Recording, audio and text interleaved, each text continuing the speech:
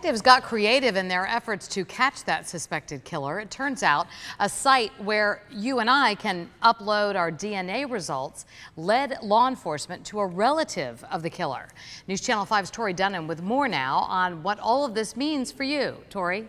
Kelly, this is one of America's most favorite hobbies, tracing your family tree. All you have to do is send off some of your DNA and upload the results in hopes of finding some of your long-lost relatives. But security experts warn there is a major trade-off when you do that. Like every national story, there seems to be a Florida tie. The latest, police in California used GEDmatch database to help identify the Golden State Killer, a free site where people can post results from bigger companies like Ancestry.com or 23andMe to expand their search for family.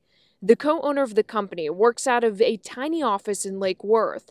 He didn't want to talk on camera, but said users need to understand the possible uses of their DNA, including identification of relatives that have committed crimes, as is the case in this story. A lot of people are going to be freaked out. Internet security expert Alan Krawitz says when you do a DNA test for genealogy and give it to a company, you're pretty much giving away a fingerprint of yourself. This is like giving them hard drives upon hard drives, volumes upon volumes of information about yourself. The bad guys are all over stuff like this, or in this case, the good guys are using it to get people. The good guys being law enforcement. Without access to the national DNA database, we never would have solved that crime. Martin County Sheriff William Snyder says access to DNA is paramount. It was Trace DNA later processed that helped crack a major cold case a few years back, linking a serial rapist to the assault of a mother and daughter. Whether we have a national FBI database of DNA that we have access to, or we're talking about a privately collected